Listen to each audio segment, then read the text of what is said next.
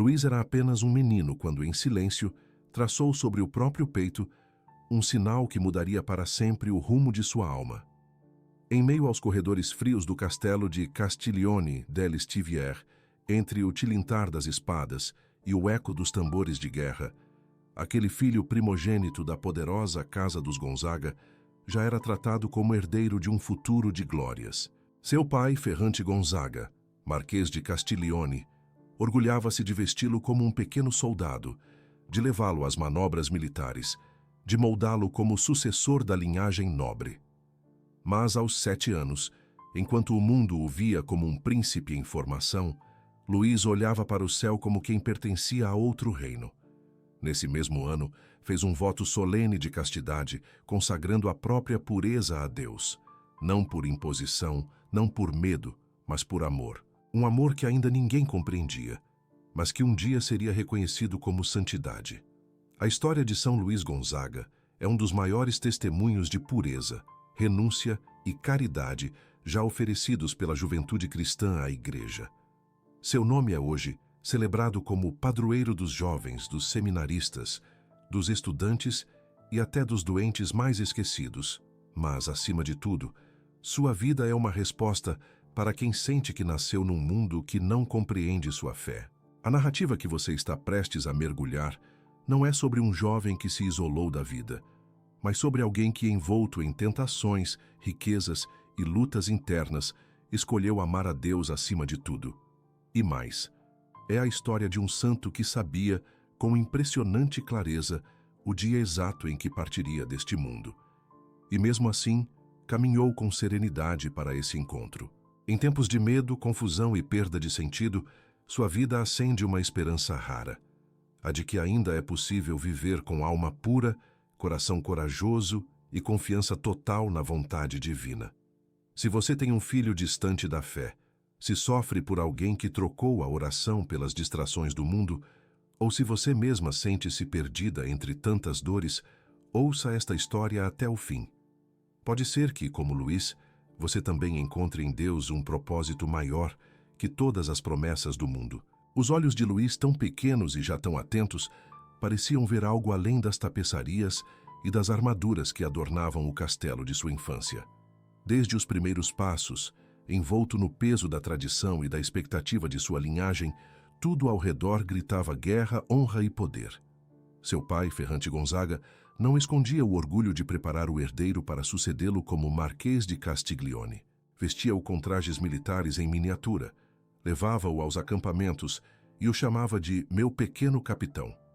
Luís obedecia, mas havia algo em sua alma que não se dobrava. Aos 7 anos, num gesto que passou despercebido aos olhos do mundo, mas que o céu certamente registrou com reverência, ele ofereceu a Deus o dom mais precioso de sua juventude, sua castidade. Com a delicadeza e a coragem que só os santos possuem desde a infância, prometeu viver para Deus com um coração indiviso, sem reservas, sem divisões, sem concessões. Essa promessa não foi fruto de uma fuga ou de uma rigidez precoce. Foi, antes, um impulso amoroso, alimentado pelas orações sussurradas por sua mãe, Marta Tana, uma dama da corte espanhola que, ao contrário do marido, sonhava com um filho de altar e não de espada. Ela lhe ensinou a rezar, contou-lhe sobre os santos e lhe mostrou que havia um outro tipo de grandeza, a grandeza de pertencer a Deus. Enquanto os homens o chamavam para a glória dos campos de batalha, sua alma se refugiava nas histórias dos mártires, nas vidas dos consagrados, nos exemplos silenciosos de quem renunciava a tudo por amor. Na solidão dos aposentos reais, Luís meditava. E quando ninguém esperava nada além de bravura militar, ele já desenhava em sua alma o mapa de uma outra missão: tornar-se santo. É impossível não recordar, diante de um menino assim, as palavras de Jesus: deixai vir a mim os pequeninos, não os impeçais, porque deles é o reino de Deus. Evangelho segundo São Marcos, capítulo 10, versículo 14. Ainda sem saber os caminhos que o levariam à eternidade, Luís já tocava esse reino com as pontas dos dedos, e mais que isso, com a pureza do coração. Sua vida ainda seria desafiada por tentações, resistências familiares, ambientes corruptos e doenças inesperadas. Mas nada disso conseguiria apagar o brilho da luz que já ardia dentro dele.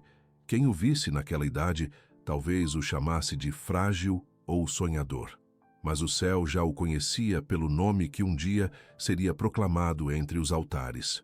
Aos 8 anos, Luís foi enviado a Florença com o irmão mais novo, Rodolfo, para servir como pajem na corte esplêndida do grão-duque Francisco de Médici. Era um ambiente de ouro e venenos. Os salões, cheios de tapeçarias e vinho, escondiam intrigas, escândalos, seduções e risos fáceis. As palavras eram afiadas como punhais, e o silêncio dos justos era zombado como ingenuidade. A corte dos Médici era uma encenação luxuosa da vaidade humana. E ali, onde muitos perderiam a alma por aplausos, Luís encontrou refúgio apenas na oração. Cada festa recusada, cada olhar desviado, cada oração feita em segredo, era como uma pétala de lírio preservada em meio à lama. Ele não combatia o mundo com palavras duras, mas com a firmeza da presença pura, como quem silencia uma tempestade apenas por estar em paz. Foi nessa época que contraiu uma doença renal, que o afastou das atividades e o obrigou a passar longos períodos em recolhimento. Para muitos, seria um sofrimento. Para ele, foi oportunidade. Dedicou esse tempo ao estudo das vidas dos santos e à meditação prolongada, descobrindo neles espelhos e modelos para sua alma em formação. Não desperdiçou um dia sequer. Entre as dores do corpo e os suspiros da alma, crescia nele uma certeza, que a verdadeira glória não estava em títulos nem em louros, mas em pertencer inteiramente a Deus. Ainda em meio à convalescença, sua piedade se tornou tão profunda que, aos 12 anos, recebeu a primeira comunhão das mãos de São Carlos Borromeu, que ficou impressionado com o fervor daquele menino distinto. O olhar de Borromeu repousou sobre Luís como quem reconhece em silêncio uma alma escolhida. Aquela Eucaristia não foi um rito de passagem, mas um sacramento que selou sua vocação com fogo. Depois de Florença, veio Madrid. A corte espanhola de Filipe II era diferente, mas não menos sedutora. Luís foi nomeado pajem de honra do infante Dom Diego, herdeiro do trono, e chegou a receber o título de Cavaleiro da Ordem de Santiago. Nada disso o comoveu. Os salões, os uniformes, os títulos, tudo lhe parecia menor do que a oração da noite. Seu pai, percebendo a piedade crescente do filho, tentava redirecioná-lo com festas, companhias e distrações, como quem tenta apagar uma vela com ventos mundanos. Mas a luz só aumentava. Diante das provocações, respondia com uma convicção desconcertante. Busco a salvação, busquem-na vocês também. Era como se dissesse que o céu era urgente e que viver sem essa meta era o verdadeiro escândalo. Nesse tempo, com cerca de 10 anos, consagrou-se à Virgem Maria com fervor e confiança. Aquela entrega maternal moldaria toda a sua caminhada espiritual. E mesmo com apenas 13 anos, já dava sinais de uma maturidade fora do comum. Não de quem sabe muitas coisas, mas de quem já pertence a alguém. Em meio às tentações douradas da corte, ele era um lírio escondido entre espinhos, exalando um perfume que começava a inquietar os que ainda dormiam na ilusão. Como está escrito no livro dos Salmos, como pode um jovem manter pura a sua conduta, vivendo de acordo com a tua palavra? Salmo 119, versículo 9. Luís já vivia essa resposta, mesmo quando ainda mal sabia o quanto isso lhe custaria. Em meio aos tronos dourados e aos corredores silenciosos do poder, Luís ajoelhou-se, não diante de um rei, mas diante de um altar, não para receber ordens, mas para receber o próprio corpo de Cristo.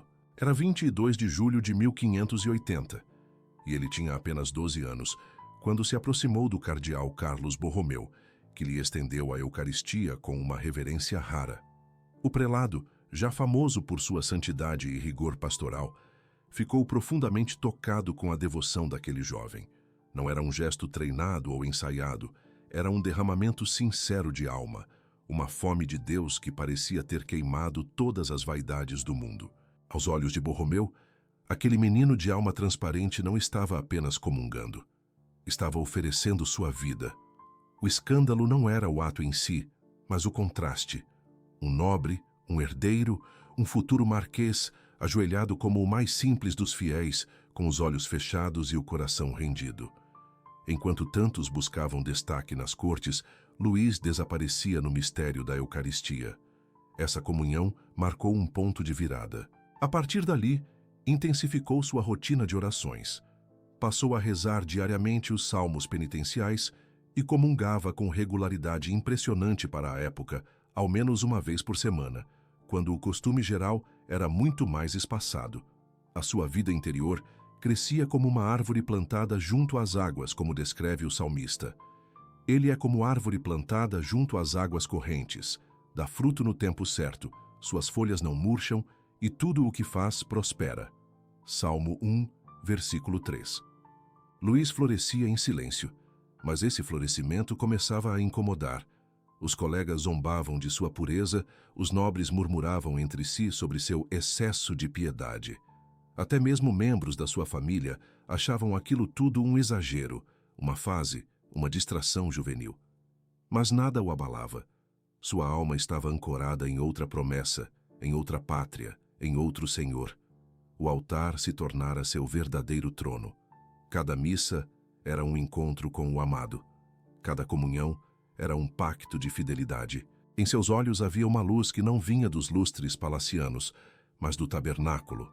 Era um príncipe, sim, mas de um reino que não se via, e quanto mais os homens duvidavam, mais ele se dobrava diante de Deus. Em silêncio, aquele jovem aristocrata começava a escandalizar o mundo com o mais revolucionário dos gestos: ajoelhar-se com humildade. Poucas batalhas são tão dolorosas quanto aquelas travadas dentro de casa, quando o sangue grita uma direção e a alma suplica outra. Foi exatamente esse o campo de combate que Luís enfrentou ao anunciar seu desejo de abandonar o mundo para servir a Deus. Seu pai, Ferrante Gonzaga, homem de guerra, honra e vaidade, não aceitava a ideia de perder o primogênito para uma vida religiosa. Ainda mais para uma ordem como a Companhia de Jesus, cujos membros faziam voto de pobreza, renunciavam a títulos e se dedicavam à obediência radical. O marquês planejava um filho bispo, no mínimo, com coroas e púrpuras. Mas Luís queria apenas uma batina simples e o silêncio da clausura. O conflito foi feroz, não em gritos, mas em investidas sutis e insistentes. Por 2 anos, Ferrante tentou dobrar a vontade do filho, expondo-o a festas, honrarias, promessas de poder, ofertas de cargos altos. Queria seduzir a alma do jovem com o perfume das vaidades, como o tentador no deserto. Mas Luís, como Cristo diante das pedras transformadas em pão, recusava tudo. Seus olhos estavam fixos em um reino maior, onde o menor é o maior, onde o servo é o mais amado. Ele não buscava reconhecimento, buscava a cruz. Não queria destaque, queria santidade. Seu pai, desconcertado, chegou a oferecer um meio-termo. Permitiria que o filho se tornasse sacerdote, desde que não fosse jesuíta. Luís, porém, não negociava com sua consciência. Já havia escutado no íntimo o chamado para seguir os passos dos missionários da Índia e do Oriente, e embora nunca tenha chegado a partir para essas terras, o espírito já vivia em missão. Sua resposta não foi altiva, mas firme. Preferia perder todos os privilégios, atrair o que Deus havia escrito em seu coração.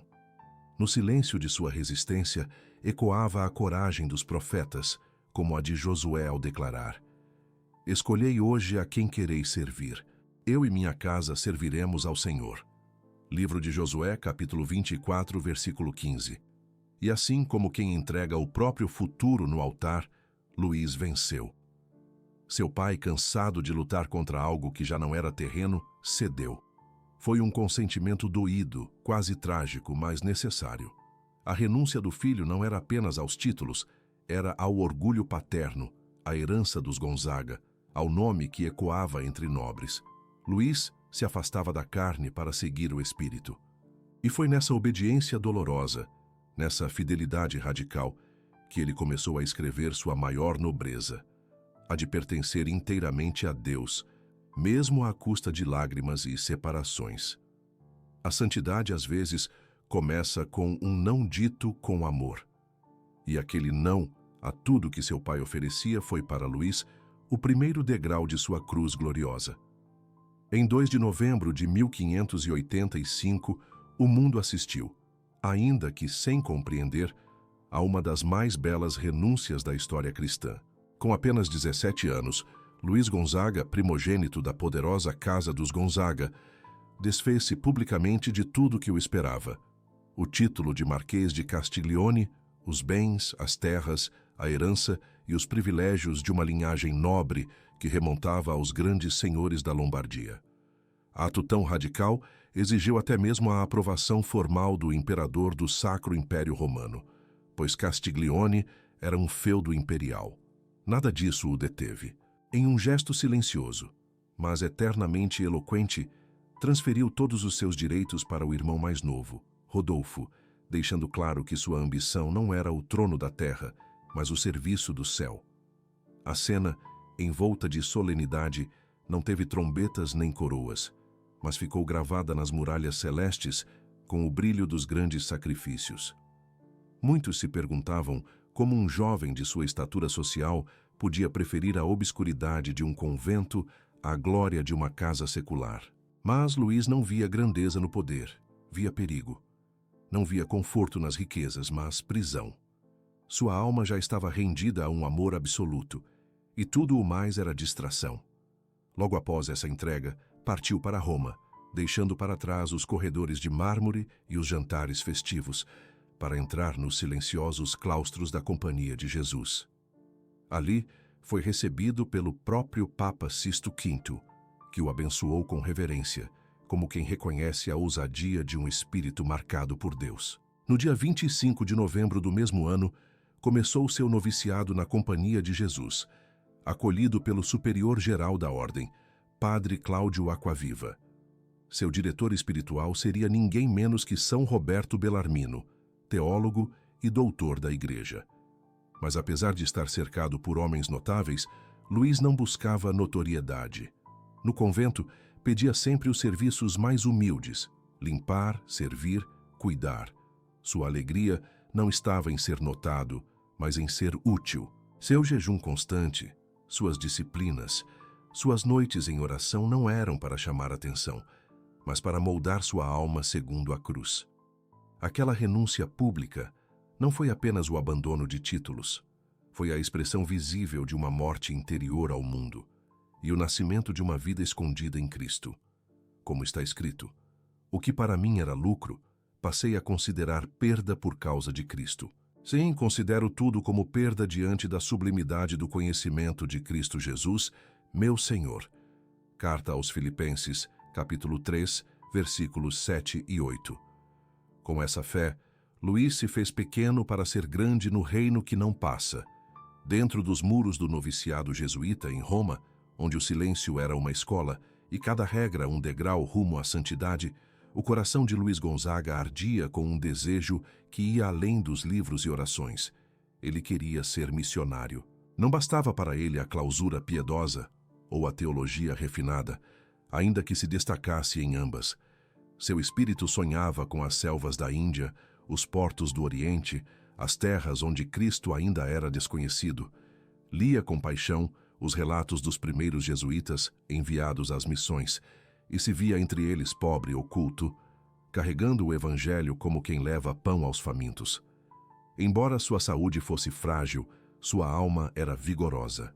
Cada página sobre São Francisco Xavier incendiava ainda mais seu anseio por servir entre os mais esquecidos. Porém, nem sempre os caminhos de Deus são os que nossa alma imagina.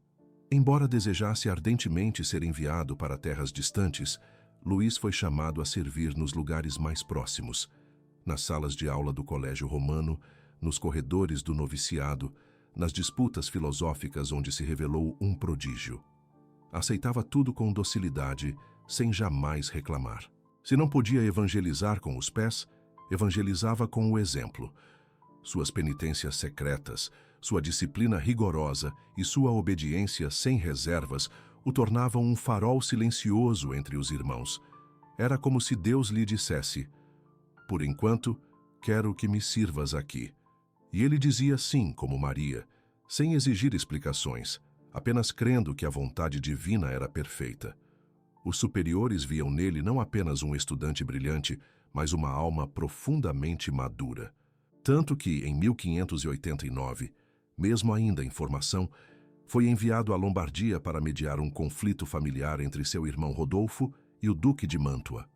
Conseguiu negociar a paz com serenidade e firmeza, provando que sua renúncia ao mundo não lhe tirara a sabedoria para lidar com ele.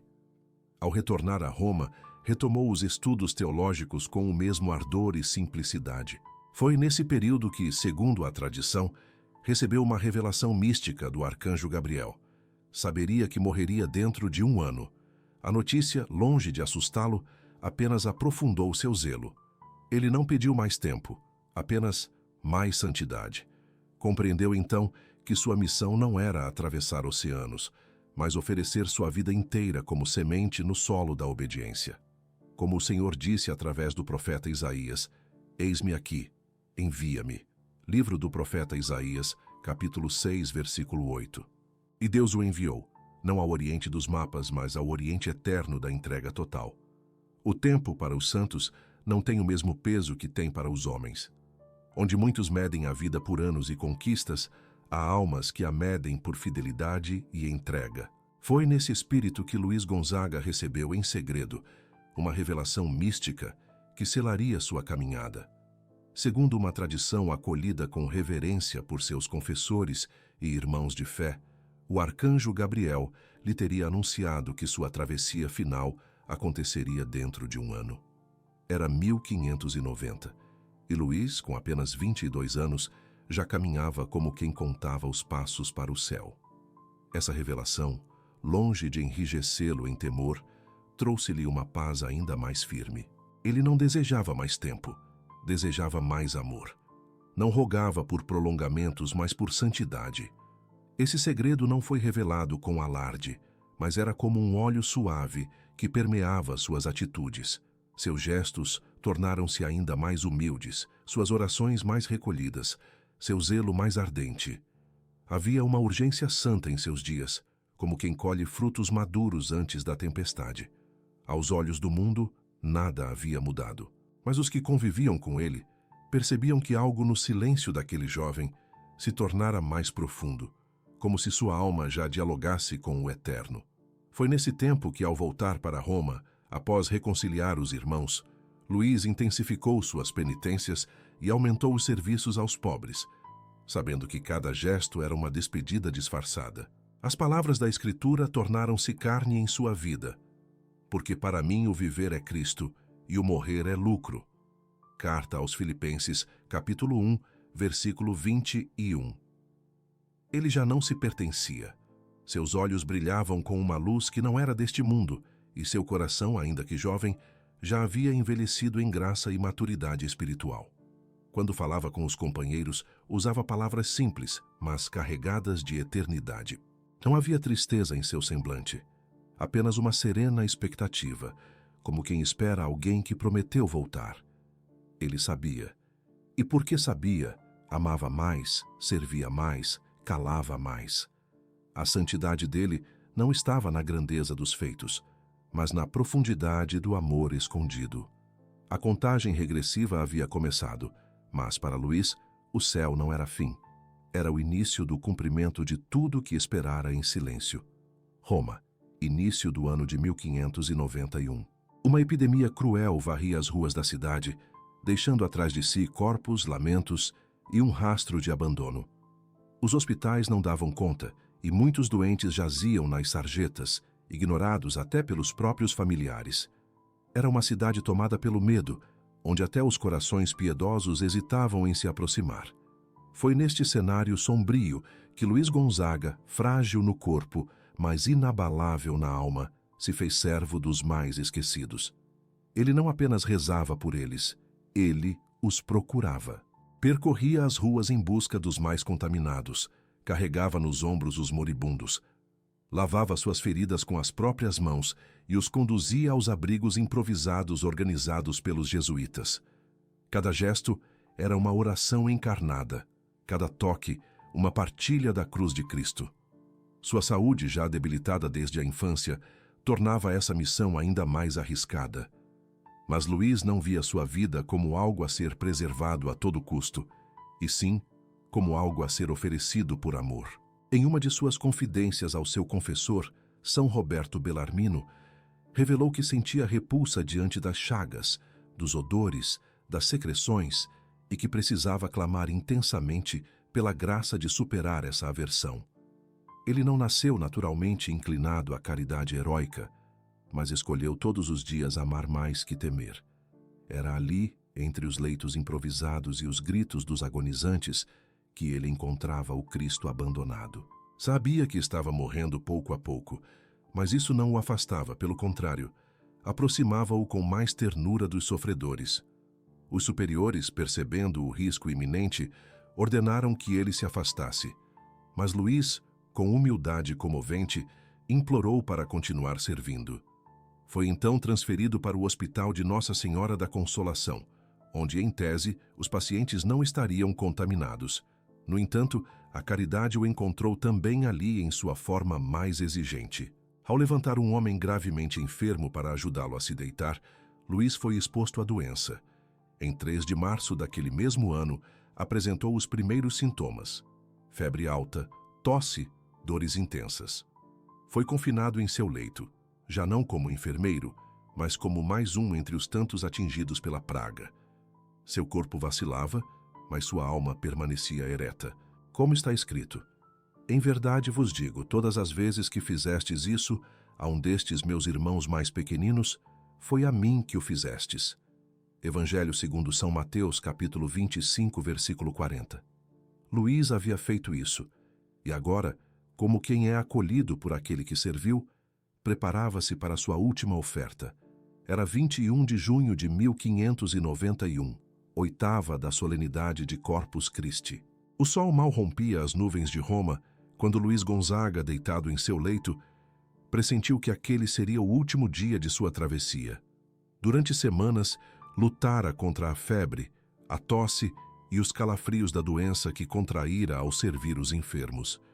Houvera momentos de aparente melhora, mas o jovem já não se iludia. Disse aos que o cercavam, com a serenidade de quem sabe para onde vai, que sua hora havia chegado. Não havia desespero, apenas um olhar profundo e firme, como o de quem contempla a eternidade que se aproxima. Pediu os últimos sacramentos, recebeu o santo viático com lágrimas nos olhos e foi ungido por mãos amigas. Estava pronto, como o servo fiel que aguarda a chegada do Senhor. Ao longo do dia, recebeu visitas dos irmãos jesuítas, de seu confessor, São Roberto Bellarmino, e de outros que desejavam ver, pela última vez, aquele cuja santidade já era proclamada em vida. Luís os acolhia com sorrisos frágeis, palavras de conforto e orações silenciosas. Repetia com convicção e doçura que morreria naquela noite, não por desespero, mas por certeza interior. E quando o crepúsculo finalmente chegou, ele não se apegou a nada. Seus olhos estavam fixos em um pequeno crucifixo que segurava com ternura entre os dedos. Sussurrou o nome de Jesus, como quem chama por um amado, e pouco antes da meia-noite entregou sua alma ao Pai, com apenas 23 anos. A morte de Luís não foi um fim, foi uma Páscoa. Era como se o céu tivesse preparado aquele dia para recebê-lo com solenidade. Oitava de Corpus Christi, festa do corpo de Cristo que ele tanto adorara em vida. Como está escrito: combati o bom combate, terminei a corrida, guardei a fé. Agora me está reservada a coroa da justiça. Segunda carta a Timóteo, capítulo 4, versículos 7 e 8. E essa coroa foi-lhe dada, não de ouro, mas de luz. Seus irmãos ao redor de sua cama choravam não de desespero, mas de comoção profunda. Sabiam que ali não jazia apenas um jovem religioso, mas um santo. Muitos já se ajoelhavam ao lado do corpo, pedindo sua intercessão. Seu nome, antes gravado entre os nobres da Lombardia, começava a ecoar entre os escolhidos do céu. Se há alguém em sua família afastado da fé, entregue às vaidades do mundo ou esquecido da eternidade, entregue esse nome agora à intercessão de São Luís Gonzaga. Escreva nos comentários e diga: Jesus salva este coração pelo exemplo de São Luís. Talvez, como aquele jovem que abraçou a cruz com pureza e coragem, também sua história seja tocada por uma graça nova. Após sua entrega serena e santa, o nome de Luís Gonzaga rapidamente se espalhou, não como o de um jovem que morreu cedo, mas como o de alguém que viveu plenamente. Sua fama de pureza, caridade e sacrifício heróico se espalhou entre os corredores de Roma como perfume que ninguém conseguia ignorar. Muitos diziam que jamais haviam conhecido alguém tão unido a Deus, e os testemunhos de graças alcançadas por sua intercessão começaram a surgir ainda antes de sua sepultura. Seu corpo, primeiro sepultado na Igreja da Santíssima Anunciação, mais tarde foi transferido para a Igreja de Santo Inácio de Loyola, onde uma rica urna de lápis lazuli guarda os restos daquele que se tornou símbolo de juventude consagrada. A cabeça de Luís, como relíquia preciosa, foi levada para Castiglione delle Stiviere, sua terra natal, como um tesouro espiritual para todos os que ainda esperam um milagre em casa. Não foi surpresa para ninguém quando, apenas 14 anos após sua morte, o Papa Paulo V o beatificou em 19 de outubro de 1605. Mais tarde, em 31 de dezembro de 1726, foi canonizado pelo Papa Bento XIII. E 3 anos depois, esse mesmo pontífice o declarou padroeiro dos jovens estudantes. Já no século XX, em meio às dores de uma nova era, São João Paulo II o proclamou patrono dos pacientes com AIDS e de todos aqueles que cuidam dos doentes. Assim, um jovem que morreu por amor aos contaminados de sua época tornou-se esperança para os esquecidos do nosso tempo. Um santo que viveu escondido entre livros, hospitais e noviciados agora resplandece entre os mais vulneráveis. Mas mais do que títulos e patronatos, o que permanece é sua voz silenciosa a sussurrar aos corações. É possível ser puro, é possível servir, é possível amar a Deus acima de tudo, mesmo quando o mundo inteiro nos chama para o contrário. Para os seminaristas, ele é farol. Para os jovens é modelo. Para os enfermos é consolo. Para os pais aflitos com filhos distantes da fé, é intercessor. Sua vida nos recorda que a verdadeira grandeza não está nos aplausos da terra, mas na fidelidade nos bastidores da alma. Como disse Jesus, bem-aventurados os puros de coração, porque verão a Deus. Evangelho segundo São Mateus, capítulo 5, versículo 8. Luís viu, e por isso tantos hoje ainda o enxergam como farol de esperança no meio das trevas. Luís Gonzaga não buscou fama, não desejou púlpitos, não ansiou por reconhecimento. E, no entanto, seu nome atravessou os séculos como um sopro de pureza em meio à poeira do mundo. Seu legado não está em monumentos ou discursos, mas no silêncio com que amou os doentes, na firmeza com que disse não às promessas vazias da vaidade e na doçura com que ofereceu sua juventude como sacrifício vivo. Ele soube, com impressionante serenidade, o dia de sua morte, e não fugiu, não hesitou, não se lamentou. Apenas confiou, porque quem vive de verdade no amor de Deus não teme o fim. Reconhece nele apenas o início de uma glória sem ocaso. Hoje, talvez você também esteja em um tempo de espera, de perda, de incertezas. Talvez tenha filhos distantes da fé, irmãos que zombam da esperança, ou um coração cansado de tantas feridas.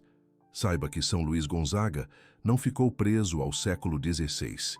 Ele vive agora diante de Deus, intercedendo por aqueles que ainda caminham entre espinhos. Se há em sua vida alguém que precisa de conversão, de cura, de uma nova chance, escreva esse nome agora nos comentários e diga com fé: Jesus, pelas mãos puras de São Luís Gonzaga, alcança esta alma. Que seu coração, como o dele, seja um altar onde Deus possa habitar, e que mesmo sem saber o dia nem a hora, você esteja pronto, como ele esteve, para dizer: tudo está consumado. Evangelho segundo São João, capítulo 19, versículo 30. Se esta história tocou sua alma, compartilhe-a. Envie a quem precisa de consolo, de direção ou de uma luz para recomeçar. Inscreva-se neste espaço de fé e esperança, onde os santos não são lembrados como estátuas, mas como irmãos que ainda caminham conosco. Curta, comente e partilhe. Mas, acima de tudo, deixe que esta vida sagrada desperte em você o desejo de viver por algo maior. Que São Luís Gonzaga rogue por nós e que o Deus das promessas eternas nos encontre fiéis no dia em que formos chamados. Amém.